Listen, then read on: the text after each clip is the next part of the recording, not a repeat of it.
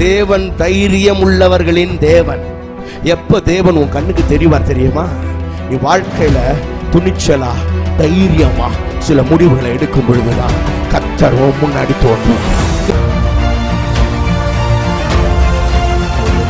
திருவாசன தந்தையில நெருங்கி சேருகிற தைரியம் எதனாலே உண்டானது என்றால், தேவன் அன்பானவர் என்பதை சிங்காசனத்தை விட்டு இறங்கி சிலுவைக்கு வந்து மரித்து, மகனே நீ கிட்ட வா, நான் உன் மேல அவ்வளவு அன்பா இருக்கிறேன் அப்படின்னு ஆண்டவர் அந்த வழியை திறந்து காண்பித்ததுனால அவருக்கு என்ன கெப்பாசிட்டி இருக்கு, உன்னை கொண்டு அவரால் என்ன செய்ய முடியும் அப்படின்றத வச்சுதான் தேவன் உன்னை பார்க்கிறாரு.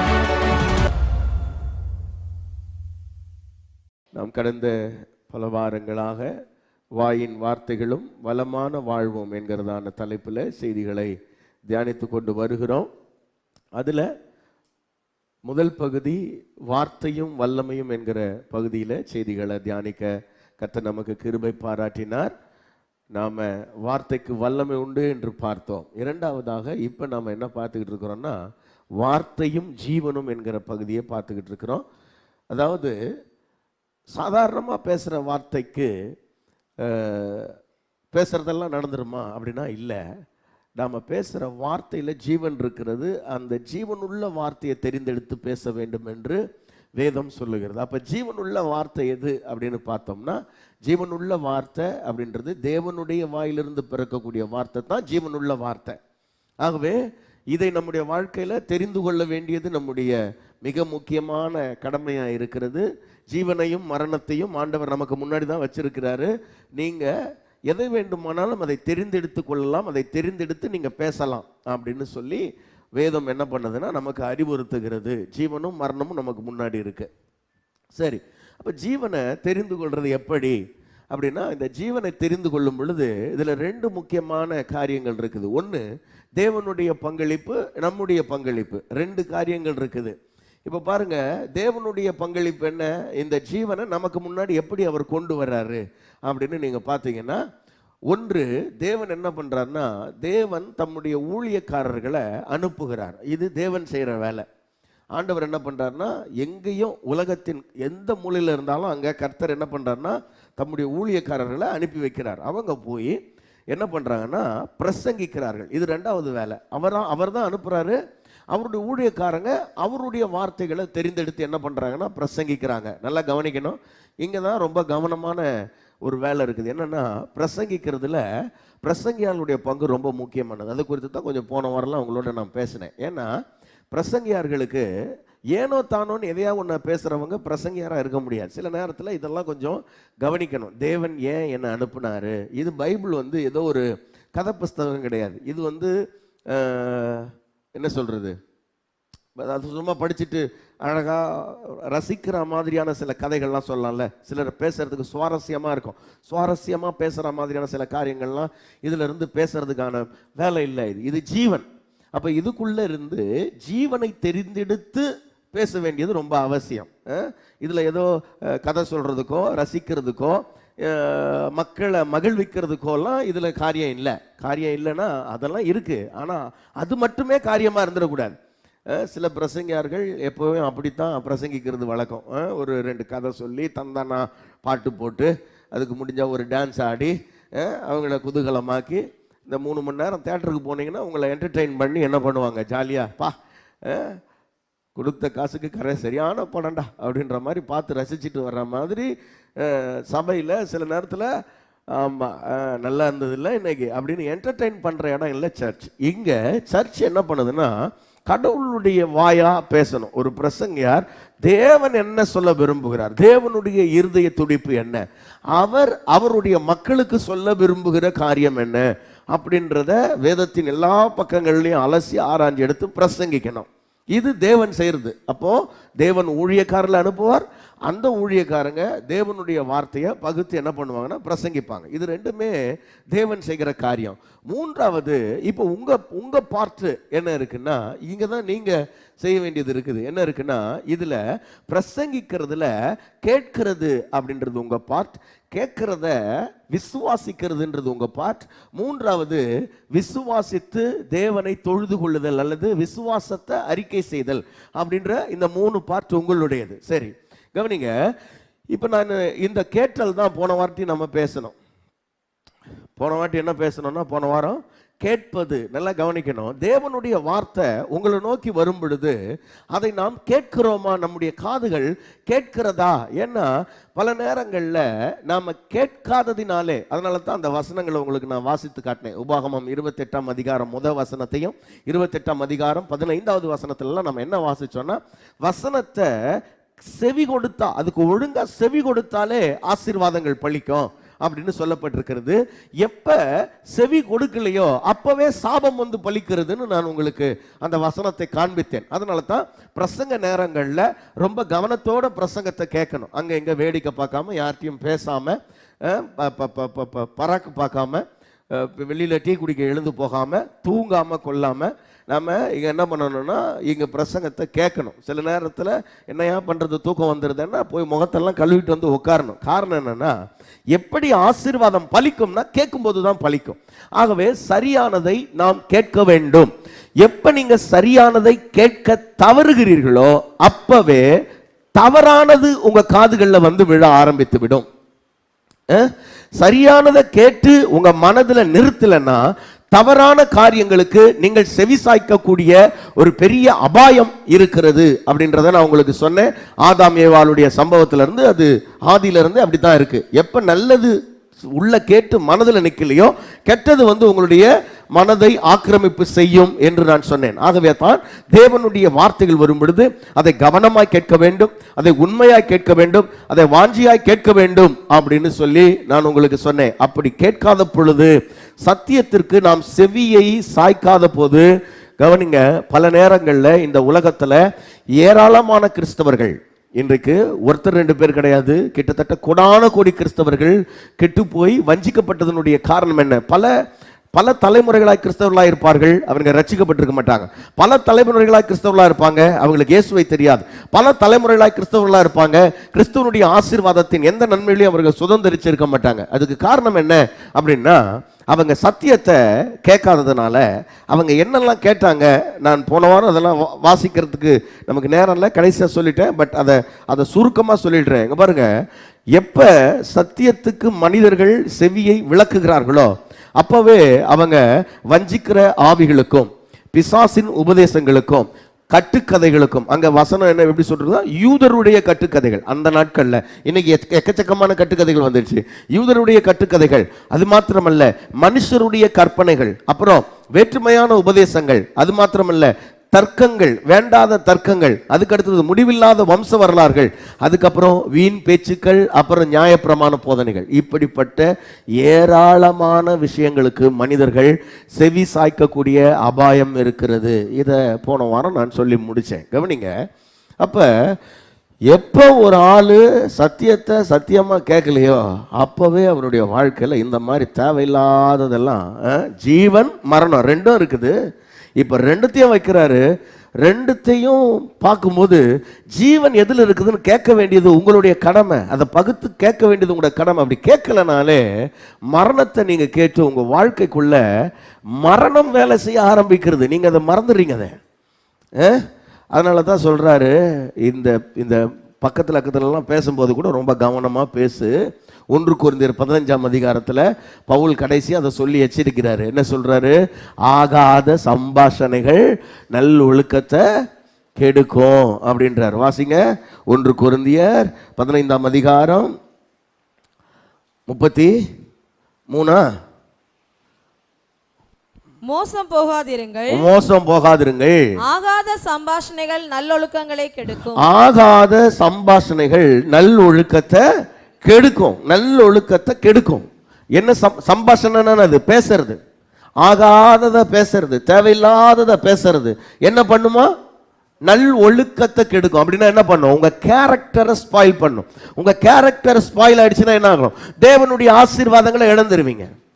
உள்ள கெட்டுச்சுன்னா, உள்ள இருதயம் கெடுக்கப்படுதுன்னா வாழ்க்கையில ஆசீர்வாதங்கள் கெடுக்கப்பட்டுரும்.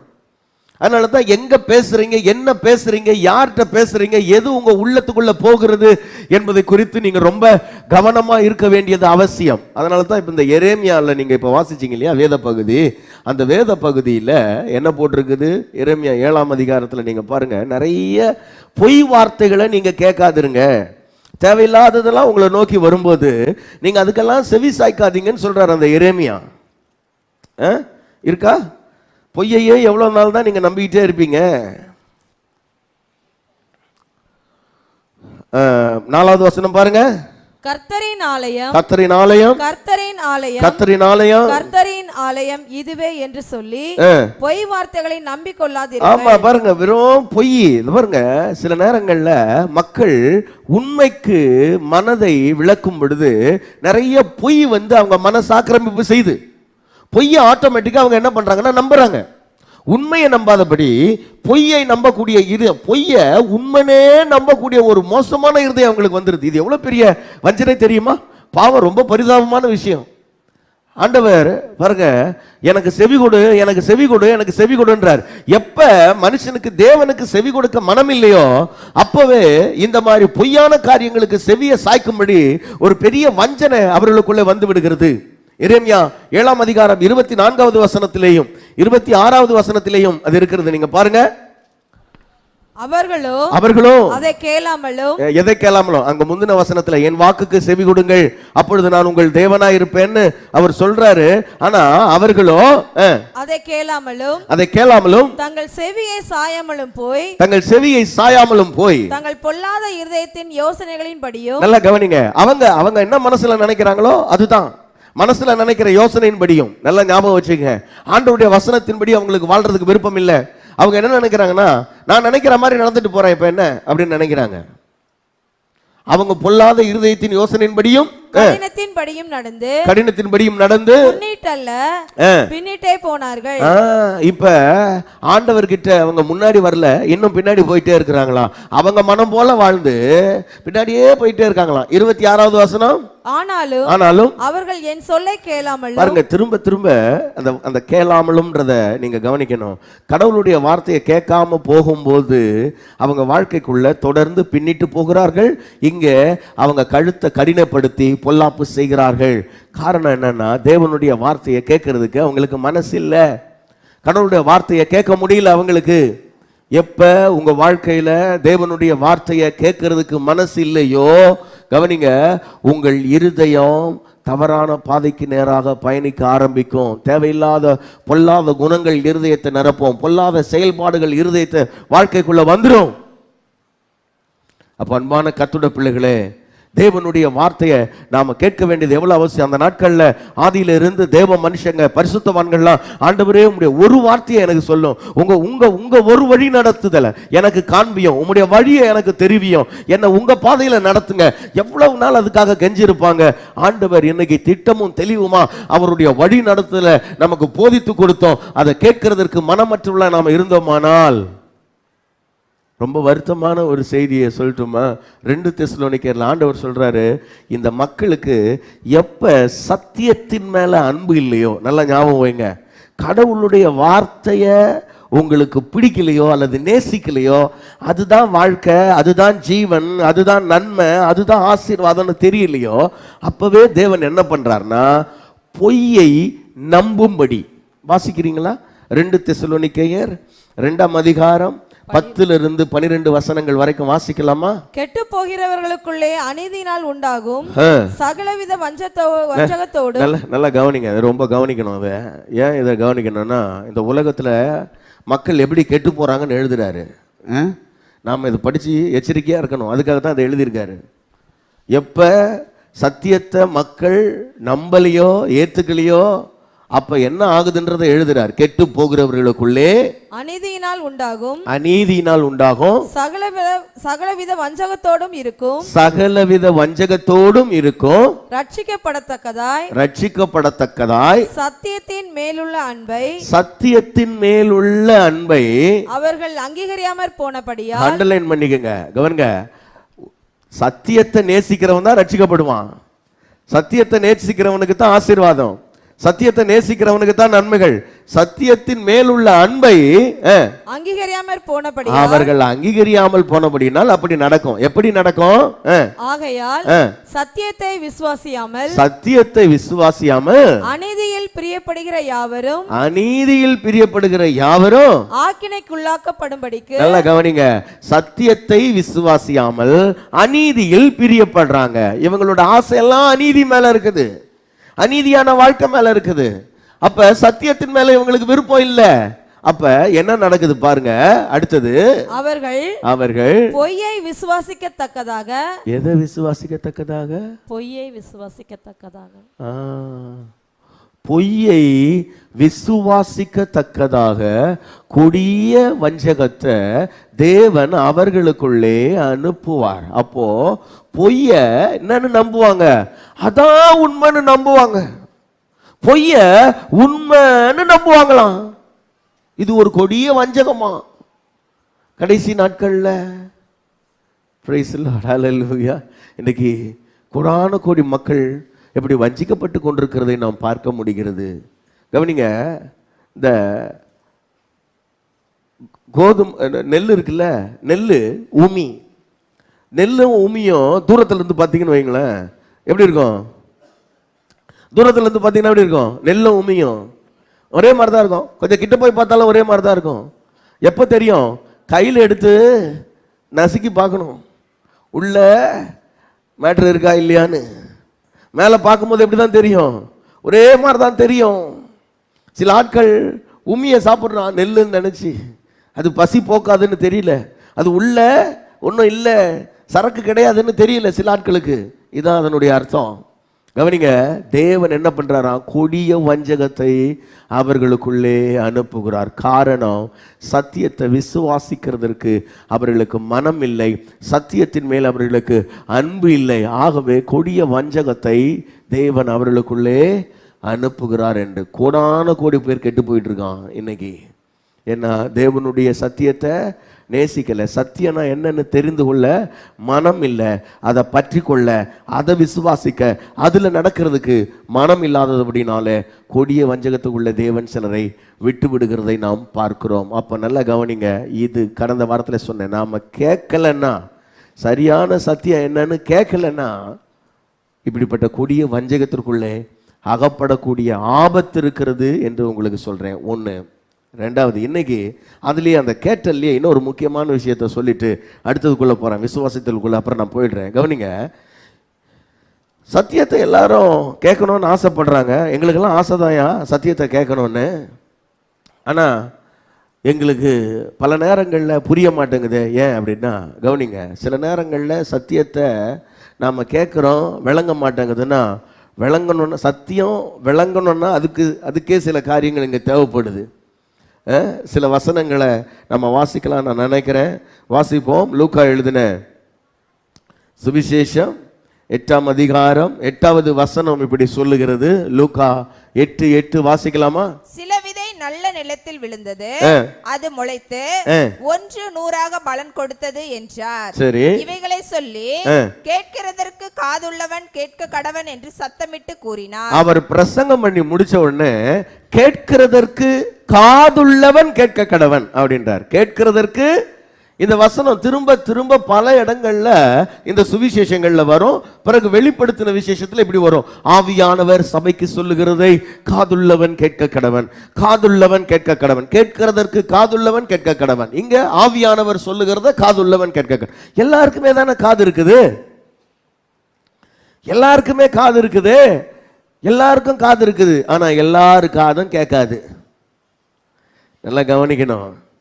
காது எல்லாருக்கும் இருக்கலாம், காது இருக்குதுன்றதுனால தேவன் பேசுறது எல்லாருக்கும் கேட்டுறாது. சரியா?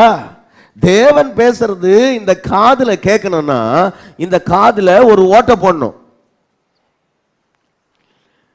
சீக்கிரம் போட்டுருங்கய்யா அப்படின்றீங்களா? இந்த காதுல வேதம் சொல்லுது, இந்த காது விருத்த சேதனம் பண்ணப்படணுமா. இந்த காது அசுத்தங்களை கேட்டு கேட்டு கேட்டு இந்த காது என்ன ஆயிடுச்சுன்னா கொழுப்பு போய் அடைச்சிக்கிட்டு இருக்குதான். செவித்தின உள்ளவர்களாகி இந்த காது கெட்ட காரியம் கேட்கறதுக்குன்னா நல்லா திறக்குது. ஆணு ஆளுமா டொல்லுமா பாட்டு கேட்கறதுக்கு நல்லா திறக்குது. ஆனா எதுக்கு மட்டும் திறக்க மாட்டேங்குது? கர்த்தரை பாடுறதுக்கு, கர்த்தருடைய வார்த்தையை கேட்கறதுக்குன்னா தூக்கம் வருது. இதுக்கு ஏன்னா காது அந்த அளவுக்கு கொழுப்பு அடைச்சிட்டு இருக்குது. அப்ப இந்த காதை அவர் சொல்றாரு விருத்த சேதனம் பண்ணணும்ன்றாரு, இந்த காதை சுத்திகரிக்கணும்ன்றாரு. கவனிங்க, காதுள்ளவன் கேட்க கடவன், காதுள்ளவன் கேட்க கடவன்னா எல்லாருக்குமே காது இருந்தது, ஆனாலும் அவங்க கேட்கல. அதனால தான் தீர்க்கதரிசி எப்படி சொல்றாருன்னா, அவர்கள் தங்கள் காதுகளினால் கேளாமலும் கண்களினால் காணாமலும் இருதயத்தினால் அவங்க என்ன பண்ணல, உணராமலும் இருந்தார்கள் அப்படின்னு எழுதுறாரு. எல்லாருக்கும் பிரசங்கிக்கிறது மாதிரிதான், எல்லாருக்கும் ஒரே மாதிரி தான் சொல்றாங்க. ஆனா எல்லாருடைய காதுகள்லயும் அது போய் என்ன பண்ணல, ஏறல. சில வசனங்களை நம்ம கொஞ்சம் வேகமா படிக்கலாம். ஏசாயா 6ஆம் அதிகாரம் 10வது வசனத்தை நாம் வாசிக்கும் பொழுது, ஏசாயா 6:10, காதுகளினால் கேளாமல் இந்த ஜனங்கள் தங்கள் கண்களினால் காணாமலும் தங்கள் காதுகளினால் கேளாமலும் போதுமா, தங்கள் காதுகளினால் கேளாமல் என்ன பண்ணாங்களாம், அவங்க காதுகளை மந்தப்படுத்திட்டாங்களாம். காதுகளை மந்தப்படுத்தி, அந்த வார்த்தை இருக்குது பாருங்க, காதுகளை மந்தப்படுத்தி. அப்படின்னா என்ன அர்த்தம் பாருங்களேன், நமக்கு பிடிக்காத சில காரியங்களை யாராவது பேசிட்டே இருக்கிறாங்கன்னா டக்குன்னு மைண்ட் என்ன ஆயிடும், அப்படியே வேற எங்கேயாவது போகும், அப்படியே அங்கதான் இருக்கிற மாதிரி இருக்கும், ஆனா வேற எங்கேயோ எண்ணம் போயிடும்ல. சில நேரத்தில் சபையில் அந்த மாதிரி இருந்தா உங்க எண்ணத்துக்கு சொல்லுங்க, ஏய் ஒழுங்கா கேளு, உனக்காகத்தான் பேசுறாங்கன்னு. உங்க எண்ணம் அப்படி போச்சுன்னா வாழ்க்கை எங்கேயோ போகுதுன்னு அர்த்தம். வாழ்க்கை இன்னும் கேடு கெட்டு போயிட்டு இருக்குதுன்னு அர்த்தம். அப்ப வாழ்க்கையை சீர்படுத்தணும்னா முதல்ல வசனத்தை சரியா கேட்கறதுக்கு இங்க ட்ரெயின் பண்ண வேண்டியது அவசியமா இருக்கிறது. காதுகளை மந்தப்படுத்தி என்ன நடக்குதான், காதுகள் மந்தமாகி நான் அவர்களை ஆரோக்கியம் ஆக்காமலும், அவங்க வாழ்க்கை நல்லா ஆகாம இருக்கிறதுக்கு இந்த காது ஒரு காரணமா இருக்குது பாருங்க. எப்படி காதுல உள்ள போயிருச்சுன்னா வாழ்க்கையில ஆரோக்கியம் வந்துடும், நன்மைகள் வந்துடும், சுகம் வந்துடும். ஆனா இது காது மந்தமாகிறதுனால ஆரோக்கியம் ஆக்க முடியாம போயிருது தேவனுக்கு. பிரைஸ் தி லார்ட், ஹல்லேலூயா. அப்ப அருமையான தேவனுடைய பிள்ளைகளே, நம்முடைய காதுகளை குறித்து நாம் ரொம்ப ஜாக்கிரதையா இருக்க வேண்டியது அவசியம். அப்ப இதை சொல்றாரு, அந்த காது ஏன் கேட்காம இருக்கு, ஏன் காது மந்தமா இருக்குன்னா, அப்போஸ்தலர் நடபடிகள் 7ஆம் அதிகாரம் 51வது வசனத்துல சொல்றாரு, இருதயத்திலும் செவிகளிலும் விருத்த சேதனம் பெறாதவர்களே. இந்த காது சுத்திகரிக்கப்படாத காதா இருக்குது. இந்த காதை முதல்ல ஆண்டவர் என்ன பண்ணணும், சுத்திகரிக்கணும். தேவனுடைய வசனத்தை கேட்கும்படி, தேவனுடைய வார்த்தைகளை கேட்பதற்கு இந்த காதுகள் கொஞ்சம் தீட்டப்பட வேண்டும். நம்ம ஊர்ல சொல்லுவாங்க, கொஞ்சம் நல்லா காதை தீட்டி வச்சு கேளுன்னுவாங்க. கொஞ்சம் காதை என்ன பண்ணு, தீட்டி வச்சு கவனமா கேளு. வாசிக்கிறீங்களா? 7:51. வணங்கா கழுத்துள்ளவர்களே. நம்மளை பார்த்து இப்படி சொல்றது கொஞ்சம் உங்களுக்கு கஷ்டமா இருக்கலாம். ஆனா சில நேரத்தில் கடவுளுடைய வார்த்தை சொல்லும் போது அதை ஏற்றுக்கத்தான் வேணும். வணங்கா கழுத்துள்ளவர்களேனா என்ன அர்த்தம், எதுக்குமே கீழ்ப்படியாதவங்களேன்னு அர்த்தம். ஆமா, சரி. அப்புறம் இருதயத்திலும் செவிகளிலும் விருத்த சேதனம் பெறாதவர்களே, உங்கள் பிதாக்களைப் போல நீங்களும் பரிசுத்த ஆவிக்கு எப்பொழுதும் எதிர்த்து நிற்கிறீர்கள். பாருங்க, இருதயத்திலும் செவியிலும் விருத்த சேதனம் பெறாதவர்களே, உங்களுடைய பிதாக்களுடைய வாழ்க்கையில அவங்க பட்ட கஷ்டத்துக்கு, அவங்க பட்ட நஷ்டத்துக்கெல்லாம் காரணம் இதே சுபாவம் தான். என்னது, காதுல வாங்காமலே காலத்தை கழிச்சிட்டாங்க, எதையுமே காதுல போட்டுக்காம அவங்க வாழ்க்கையை வாழ்ந்துட்டாங்க. அதே மாதிரி நீங்க வாழ போறீங்களா, நீங்க பேசுறாரு. இப்ப பாருங்க, செவியில் விருத்த சேதனம். எல்லாரும் சொல்லுங்க, செவியில் விருத்த சேதனம். ஆண்டவருடைய வார்த்தை நம்ம காதுகளுக்குள்ள போய் விழணும்னா இந்த காது விருத்த சேதனம் அடைய வேண்டும், இந்த காது சுத்திகரிக்கப்பட வேண்டும். இந்த காதை தேவன் தொட்டு இதுல ஆண்டவருடைய வார்த்தை விழும்படி செய்யணும், இல்லைன்னா விழாது. நீங்க 10 பேர் கூட போய் உட்காந்துட்டு அப்படியே எழுந்து போவீங்க, இல்ல 10,000 பேர் கூட போய் உட்காந்துட்டு அப்படியே எழுந்து போவீங்க, எதுவுமே ஏறாது, உள்ள போகாது. நீங்க வேதத்துல பாருங்களேன், நீதிமொழிகள் புஸ்தகம் இருக்கு. நீங்க நீதிமொழிகள் புஸ்தகம் முழுசா படிச்சீங்கன்னா அதுல நிறைய என் மகனே செவியை சாய், கவனித்து கேள், என் சத்தத்தை தள்ளாத, இப்படியே வந்துகிட்டே இருக்கும். வந்துகிட்டே இருக்கும். அதிகாரத்தை நீங்க நீதிமொழிகள் அதிகாரத்தை எடுத்துக்கிட்டீங்கன்னா 2 அந்த அதிகாரமே இந்த ஒட்டுமொத்த பைபிள் அழகா சொல்லிடுது பாருங்களேன். ஒரு பக்கம் பாவம் நயம் காட்டி அழைக்கிறது, பாவத்தினுடைய சத்தம். இன்னொரு பக்கம் ஞானம் அழைக்கிறது, ஞானத்தினுடைய சத்தம். இது 2 தான். 2ம் உன்னை கூப்பிடுது. எதுக்கு இப்ப நீ உன் செவியை சாய்க்க போற? ரொம்ப அழகா எழுதுறாரு அங்க. சங்கீதங்கள் போனீங்கன்னா சங்கீதம் ஒரு பக்கம் துன்மார்க்கருடைய ஆலோசனை, இன்னொரு பக்கம் வேதத்தினுடைய ஆலோசனை. எதுக்கு நீ செவி சாய்க்க போற? பைபிள் பாருங்களேன், எல்லா இடத்துலையுமே ரொம்ப அழகா இதை காண்பிச்சுக்கிட்டே வருது. நமக்கு தான் என்ன பண்ண மாட்டேங்குதுன்னா தெரியவே மாட்டேங்குது. நீதிமொழிகள்ல அழகா சொல்ற, நீ பாவம் உன்னை ஆசை காட்டி கூப்பிடுது, நீ போய் அதுக்கு சம்மதிச்சு போயிட்டனா வாழ்க்கை கெட்டு போயிடும். ஞானமோ உன்னை வருந்தி அழைக்குது, அது சத்தத்துக்கு செவி கொடி, நீ வாழ்க்கை நல்லா இருக்கும்ன்றார்.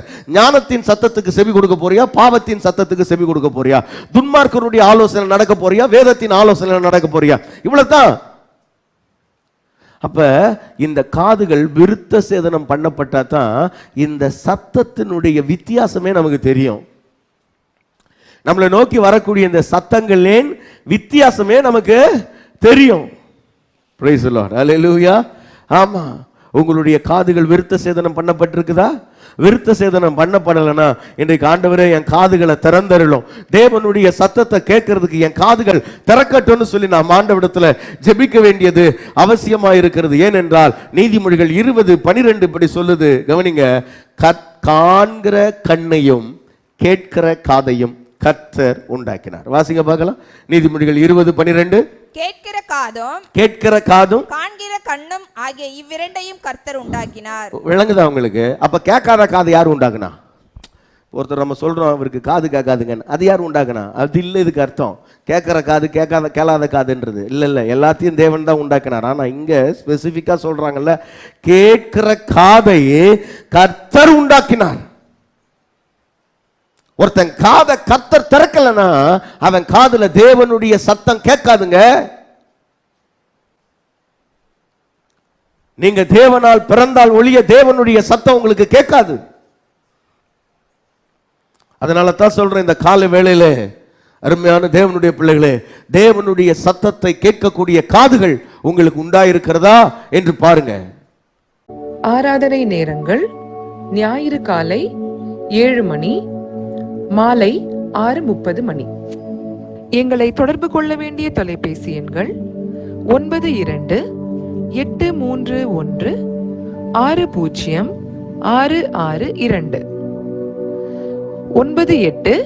98-406-7235.